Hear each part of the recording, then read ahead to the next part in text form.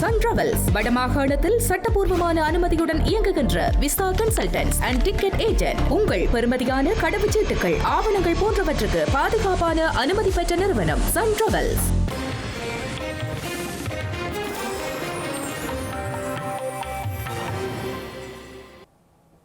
வணக்கம்.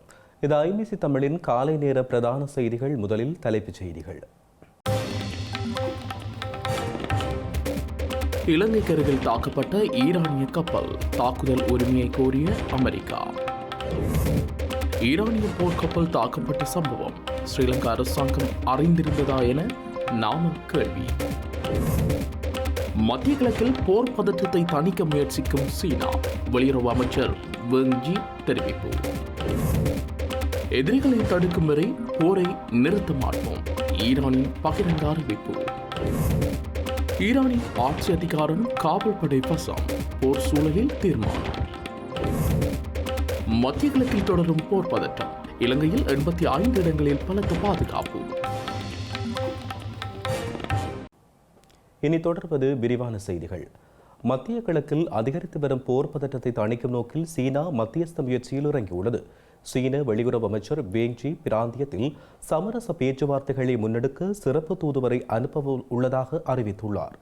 Saudi Arabia மற்றும் ஐக்கிய அரபு அமீரக வெளியுறவு அமைச்சர்களுடன் நடைபெற்ற தனித்தனி தொலைபேசி உரையாடல்களுக்கு பின்னர் சீன வெளியுறவு அமைச்சர் வேங் ஜி இந்த அறிவிப்பை விடுத்துள்ளார். சவுதி அரேபிய வெளியுறவு அமைச்சர் பைசால் பின் பெர்கான் அல் ஜாவுடன் பேசிய போது பொறுமையும் தன்னடக்கமும் கடைபிடித்து அமைதியான முறையில் கருத்து வேறுபாடுகளை தீர்க்க முயற்சிக்கும் ரியாத்தின் அணுகுமுறையை சீனா பாராட்டுகிறது என வாங் ஜி தெரிவித்துள்ளார். அதேபோல் ஐக்கிய அரபு அமீரக வெளியுறவு அமைச்சர் அப்துல்லா பின் ஜயத் பின் சுல்தான் அல் நயானுடன் நடைபெற்ற உரையாடலில் பொதுமக்கள் மீது நடத்தப்படும் தாக்குதல்கள் சிவப்பு கோடு என சீனா கருதுகிறது என்றும் அத்தகைய நடவடிக்கைகள் ஏற்றுக்கொள்ள முடியாதவை என்றும் வலியுறுத்தியுள்ளார். மத்திய கிழக்கில் நிலவும் போர் நிலைமை மேலும் மோசமடையாத வகையில் அமைதி மற்றும் உரையாடல் வழியே தீர்வை காணும் முயற்சிகளில் சீனா தீவிரமாக ஈடுபட்டு வருவதாக தெரிவிக்கப்படுகிறது. சீனாவின் இந்த விசேட சமாதான பிரதிநிதி யார், எப்பொழுது பேச்சுவார்த்தை நடத்துவார் என்பது குறித்த தகவல்கள் இன்னமும் வெளிப்படவில்லை.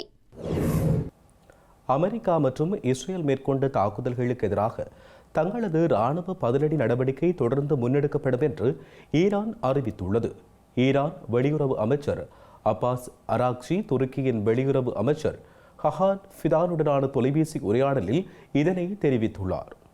எதிரிகளின் தீமையை முற்றிலும் தடுக்கும் வரை ஈரானின் ஆயுதப்படைகள் நடவடிக்கையை நிறுத்த மாட்டார்கள் என ஈரான் வெளியுறவு அமைச்சகம் தனது உத்தியோகபூர்வ எக்ஸ் தளத்தில் வெளியிட்ட தகவலில் குறிப்பிட்டுள்ளது. ஈரான் மேற்கொள்ளும் தாக்குதல்கள் நாட்டுக்கு எதிரான நடவடிக்கைகள் திட்டமிடப்பட்ட மற்றும் செயல்படுத்தப்பட்ட தளங்களை மட்டுமே இலக்கு செய்கின்றன என்றும் அவை சர்வதேச சட்டத்திற்கு அமைவதாகவே இருப்பதாகவும் ஈரான் வெளியுறவு அமைச்சர் தெரிவித்துள்ளார். ஈரானில் நிலவி வரும் தீவிர போர் பதற்றங்களுக்கு மத்தியில் அந்த நாட்டின் இராணுவ மற்றும் நிர்வாக முடிவுகளை எடுக்கும் முழு அதிகாரத்தையும் ஈரானிய காவல்படை தனது கைகளில் எடுத்துள்ளதாக தகவல்கள் தெரிவிக்கின்றன. வழக்கமாக ஈரானின் உச்ச தலைவர் அயதுல்லா அலி கமேனியின் வழிகாட்டுதலில் இயங்கும் இந்த அமைப்பு தற்போது நிலவும் அசாதாரண சூழலால் போர்க்கால தலைமை பொறுப்பை ஏற்றுள்ளது. இந்த அதிரடி மாற்றத்தின் மூலம் ஈரானின் வெளியுறவு கொள்கை மற்றும் இராணுவ பதிலடி நடவடிக்கைகள் இனி மிகவும் தீவிரமாகவும் சமரசமற்ற முறையிலும் இருக்கும் என்றும் எதிர்பார்க்கப்படுகிறது. குறிப்பாக அமெரிக்கா மற்றும் இஸ்ரேலுடனான மோதல்களில் மென்மையான போக்கை கடைபிடிக்காமல் நேரடி மற்றும் கடுமையான தாக்குதல்களை முன்னெடுக்கும் அதிகாரத்தை இந்த படை பெற்றுள்ளது.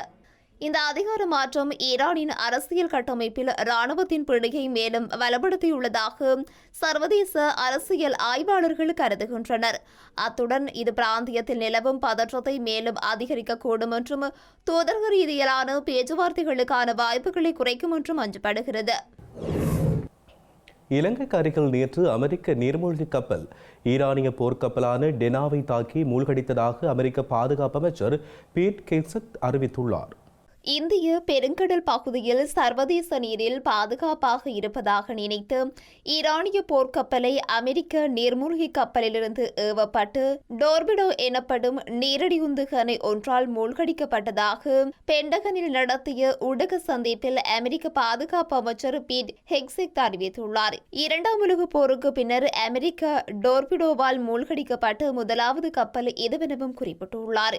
இந்த நிலையில் தாக்கப்பட்டு மூழ்கடிக்கப்பட்ட ஈரானிய போர்க்கப்பலில் 150 பேர் பலியான நிலையில் பலியானவர்களின் உடல்கள் பல ஸ்ரீலங்கா கடற்படையினரால் மீட்கப்பட்டுள்ளது.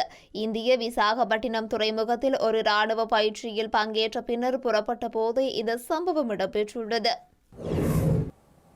ஈரான் மீதான தாக்குதல்களில் 17 கப்பல்கள் மூழ்கடிக்கப்பட்டு 2000 இலக்குகளை அமெரிக்க படைகள் அளித்துள்ளதாக அந்த நாட்டின் ராணுவம் அறிவித்துள்ளது. ஈரான் மீது அமெரிக்கா ஸ்டேல் கூட்டு ராணுவ நடவடிக்கையான ஆபரேஷன் எபிக் பியூரி நேற்றைய தினம் 5வது நாளாக தொடர்ந்தது. இந்த நிலையில் அமெரிக்க மத்திய கட்டளை பிரிவு தளபதியான அட்மிரல் பிராட் கூப்பர் காணொலி அறிக்கையொன்றை வெளியிட்டுள்ளார். இந்த தாக்குதல் தொடங்கிய முதல் 100 மணி நேரத்திலேயே ஈரானின் வான் பாதுகாப்பு அமைப்புகள் ஏவுகணைகள், ஏவுதளங்கள், ஆளில்லா விமானங்கள் உள்ளிட்டவற்றை அழித்துவிட்டோம் என குறிப்பிட்டுள்ளார். அமெரிக்க கடற்படை தீவிரமாக செயற்பட்டு ஈரானின் முழு கடற்படையை மூழ்கடித்து வருகிறது என்றும் அவர் குறிப்பிட்டுள்ளார். இதுவரை 17 ஈரானிய கப்பல்கள் அழிக்கப்பட்டுள்ளதாகவும் தொடர்ந்து 24 மணி நேரமும் தாக்குதலில் ஈடுபட்டு வருகிறோம் எனவும் குறிப்பிட்டுள்ளார். நூற்றுக்கணக்கான போர் விமானங்கள், 50,000க்கும் மேற்பட்ட வீரர்கள், 2 விமானம் ஏந்திய கப்பல்கள், கனரக குண்டு வீசும் விமானங்கள் உள்ளிட்ட பெரும் படைபலம் இதில் ஈடுபடுத்தப்பட்டுள்ளதாகவும் அவர் குறிப்பிட்டுள்ளார். குவைத் கடற்கரைக்கு அப்பால் உள்ள கடற்பரப்பில் எண்ணெய் தாங்கி கப்பல் ஒன்றின் அருகே பாரிய வெடிப்பு சம்பவம் ஒன்று ஏற்பட்டுள்ள நிலையில் இதன் காரணமாக எண்ணெய் கசிவு ஏற்பட்டுள்ளது. குவைத் கடற்கரைக்கு அப்பால் உள்ள கடற்பரப்பில் உள்ள எண்ணெய் தாங்கி கப்பல் ஒன்றின் அருகே பாரிய வெடிப்புச் சம்பவம் ஒன்று இடம்பெற்றுள்ளது. இதன் காரணமாக எண்ணெய் கசிவு ஏற்பட்டுள்ளதாக ஐக்கிய ராச்சியத்தின் கடல்சார் வர்த்தக நடவடிக்கைகள் அமைப்பு தெரிவித்துள்ளது. குவைத்தின் முபாரக் அல் கபீர் பகுதியிலிருந்து தென்கிழக்காக 30 கடல் மைல் தொலைவில் குறித்த சம்பவம் இடம்பெற்றுள்ளது. எண்ணெய் கசிவு காரணமாக சுற்றுச்சூழல் பாதிப்புகள் ஏற்படக்கூடும் எனவும் வெடிப்புச் சம்பவத்துடன் எந்தவித தீ விபத்துகளும் பதிவாகவில்லை எனவும் குறிப்பிடப்பட்டுள்ளது. எவ்வாறாயினும் குறித்த கப்பலின் பணியாளர்கள் பாதுகாப்பாக உள்ளதாகவும் தெரிவிக்கப்பட்டுள்ளது. இலங்கையின் தெற்கு கடற்கரையில் ஈரானிய போர்க்கப்பல் தாக்கப்பட்ட சம்பவம் குறித்து ஸ்ரீலங்கா அரசாங்கம் அறிந்திருந்ததா என்பதை தெளிவுபடுத்த வேண்டும் என ஸ்ரீலங்கா பொதுஜன பெரமுனவின் நாடாளுமன்ற உறுப்பினர் நாமல் ராஜபக்ஷ தெரிவித்துள்ளார். இந்திய ஊடகம் ஒன்றுக்கு வழங்கிய செவ்வியொன்றிலேயே அவர் இவ்வாறு குறிப்பிட்டுள்ளார். இலங்கையின் தெற்கு கடற்கரையில் ஈரானிய போர்க்கப்பல் தாக்கப்பட்ட போது ஸ்ரீலங்கா கடற்படை சர்வதேச சட்டத்தின்படி செயல்பட்டுள்ளதாக ஸ்ரீலங்கா பொதுஜன பெரமுனவின் நாடாளுமன்ற உறுப்பினர் நாமல் ராஜபக்ஷ தெரிவித்துள்ளார். இருப்பினும் இந்த நடவடிக்கை குறித்து ஸ்ரீலங்கா அரசாங்கத்திற்கு முன்கூட்டியே தகவல் இருந்ததா என்பது குறித்து பதிலளிக்க வேண்டும் எனவும் குறிப்பிட்டுள்ளார். இந்த பணி குறித்து அரசாங்கத்திற்கு தகவல் தெரிவிக்கப்பட்டிருந்ததால் அது அமெரிக்க அதிகாரிகளிடம் இந்த விஷயத்தை எழுப்ப வேண்டும் என்றும் ராஜபக்ஷ மேலும் கூறியுள்ளார். மத்திய கிழக்கில் ஏற்பட்டுள்ள போர் சூழ்நிலையை அடுத்து இலங்கையில் 85 இடங்களுக்கு பாதுகாப்பு வழங்கப்பட்டுள்ளது. ஸ்ரீலங்கா அமைச்சரவை முடிவுகளை அறிவிக்கும் ஊடகவியலாளர் சந்திப்பில் அமைச்சர் நலிந்த ஜேதிச இதனை தெரிவித்துள்ளார். வெளிநாட்டு தூதரகங்கள் மற்றும் உயர்ஸ்தானிகர் ஆலயங்களுக்கு பாதுகாப்பு வழங்கப்பட்டுள்ளது. இதற்கமைய 85 தூதரகங்கள், உயர்ஸ்தானிகர் ஆலயங்கள் மற்றும் அவற்றின் உத்தியோகபூர்வ இல்லங்களுக்கு பாதுகாப்பு வழங்கப்பட்டுள்ளது.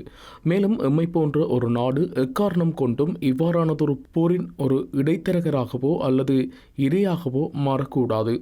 போர் காரணமாக பெருமளவான இலங்கையர்கள் ஆபத்திற்குள்ளாகியுள்ளனர். உலக பொருளாதாரமே அச்சுறுத்தலுக்கு உள்ளாகியுள்ளது.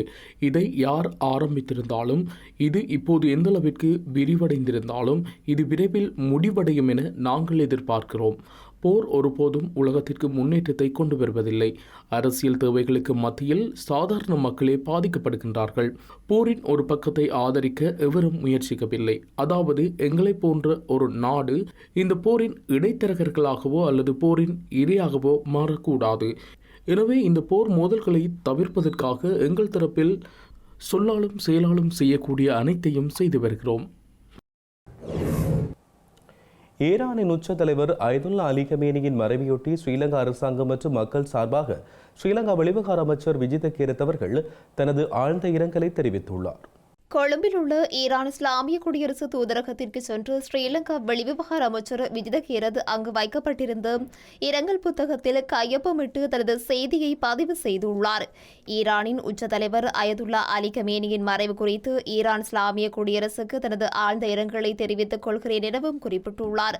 அவரது பதவிக்காலத்தில் இலங்கை மற்றும் ஈரான் இடையிலான இருதரப்பு உறவுகள் கணிசமான முறையில் விரிவடைந்தன எனவும் ஈரான் வழங்கி வரும் நட்புறவை இலங்கை எப்போதும் உயர்வாக மதிக்கிறது எனவும் இரங்கல் செய்தியில் குறிப்பிட்டுள்ளார். இந்த துயரமான வேளையில் தமது எண்ணங்கள் ஈரான் நாட்டு மக்களுடன் நிலைத்திருக்கும் என்றும் குறிப்பிட்டுள்ளார். இலங்கைக்கும் ஈரானுக்கும் இடையிலான நீண்டகால ராஜதந்திர உறவுகளை நினைவு கூர்ந்த அமைச்சர் ஈரான் மக்களின் துயரத்தில் இலங்கையும் பங்கெடுத்துக் கொள்வதாக தெரிவித்துள்ளார். வடக்கில் பிரம்மாண்ட சுற்றுலா அம்சங்களை கொண்டு உள்நாட்டு மற்றும் வெளிநாட்டு சுற்றுலா பயணிகளை கவரும் விதமாக அமைக்கப்பட்டுள்ள கிளிநொச்சி இயக்கச்சியில் அமைந்துள்ள ரீச்சா ஒருங்கிணைந்த பண்ணை வேலைவாய்ப்புகளை வழங்க உள்ளது. இயக்கச்சியில் அமைந்துள்ள பிரம்மாண்டமான ரீச்சா ஒருங்கிணைந்த பண்ணையில் உடனடி வேலைவாய்ப்புக்கான விண்ணப்பங்கள் கோரப்பட்டுள்ளன. தகுதியானவர்களுக்கு மிக சிறந்த சம்பளத்துடன் மற்றும் பல நன்மைகளையும் பெறக்கூடிய அரிய சந்தர்ப்பம் காணப்படுகிறது. ரீச்சா ஒருங்கிணைந்த பண்ணையில் விவசாயம் மேற்கொள்ளவும் மரக்கன்றுகளை பராமரிக்கவும் வேலையாட்கள் தேவைப்படுகின்றனர். எனவே வேலைவாய்ப்பு மற்றும் அதற்கான தகமைக்கு தகுதியுடையவர்கள் உடனடியாக உங்களது விண்ணப்பத்தை அனுப்பி வைக்குமாறு கோரப்பட்டுள்ளனர். ஆர்வமுள்ளவர்கள் info@recha.lk என்ற மின்னஞ்சல் முகவரிக்கு உங்கள் சுயவிவர கோவையை அனுப்பி வைக்க முடியும் எனவும் அறிவிக்கப்பட்டுள்ளது. யாழ்ப்பாணத்தில் 368 கிலோ கேரள கஞ்சாவுடன் இளைஞர் ஒருவர் கைது செய்யப்பட்டார். இந்த நிலையில் அவருடன் கஞ்சா கடத்தலில் ஈடுபட்ட இருவர் தப்பிச் சென்றுள்ள நிலையில் அவர்களை கைது செய்ய காவல்துறையினர் நடவடிக்கை எடுத்து வருகின்றனர். இந்தியாவிலிருந்து கேரள கஞ்சாவை படகில் கடத்தி வருவதாக ஊர்காவற்றுறை காவல்துறையினருக்கு வழங்கப்பட்ட ரகசிய தகவலை அடுத்து விசேட நடவடிக்கை முன்னெடுக்கப்பட்டிருந்தது. குறித்த நடவடிக்கையின் போது கஞ்சா கடத்தலில் ஈடுபட்ட மூவரை காவல்துறையினர் கைது செய்ய முற்பட்ட வேளையில் மூவரும் தப்பியோட முயன்றுள்ளனர். இந்த நிலையில் ஒருவர் மடக்கி பிடிக்கப்பட்டதுடன் மற்ற இருவரும் அங்கிருந்து தப்பிச் சென்றுள்ளனர். கைது செய்யப்பட்ட நபர் வேலனை பகுதியைச் சேர்ந்த 35 வயதுடையவர் என தெரிய வந்துள்ளது. கடத்தி வந்த கஞ்சா பொதிகள் கடத்தலுக்கு பயன்படுத்தப்பட்ட படகு மற்றும் அதற்கான வெளியிணைப்பு இயந்திரம் என்பனவும் இதன்போது கைப்பற்றப்பட்டுள்ளது. குறித்த சந்தேக நபரை ஊர்காவற்றுறை காவல் நிலையத்தில் முற்படுத்த காவல்துறையினர் நடவடிக்கை எடுத்துள்ளனர். தமிழகத்தில் வெற்றிடமாக உள்ள 6 மாநிலங்களவை பதவிகளுக்கு வேட்புமனு தாக்கல் செய்வதற்கு இன்று வரை கால அவகாசம் வழங்கப்பட்டுள்ளது. வேட்புமனு தாக்கல் செய்ய இன்று கடைசி நாள் என்பதால் வேட்பாளர்கள் வேட்புமனு தாக்கல் செய்ய தீவிரம் காட்டி வருகின்றனர். இந்த நிலையில் பாமக தலைவர் அன்புமணி ராமதாஸ் மாநிலங்களவை தேர்தலில் போட்டியிடுவதற்காக இன்று வேட்புமனு தாக்கல் செய்யவுள்ளார். செய்திகளின் நிறைவாக இனி மீண்டும் தலைப்புச் செய்திகள். இலங்கைக்கு அருகில் தாக்கப்பட்ட ஈரானிய கப்பல், தாக்குதல் உரிமையை கோரிய அமெரிக்கா. ஈரானிய போர்க்கப்பல் தாக்கப்பட்ட சம்பவம் ஸ்ரீலங்கா அரசாங்கம் அறிந்திருந்ததா என நாம கேள்வி. மத்திய கிழக்கில் போர் பதற்றத்தை தணிக்க முயற்சிக்கும் சீனா, வெளியுறவு அமைச்சர் வெங்ஜி தெரிவிப்பு. எதிரிகளை தடுக்கும் வரை போரை நிறுத்த மாட்டோம், ஈரானின் பகிரங்க அறிவிப்பு. ஈரானின் ஆட்சி அதிகாரம் காவல் படை வசம், போர் சூழலில் தீர்மானம்.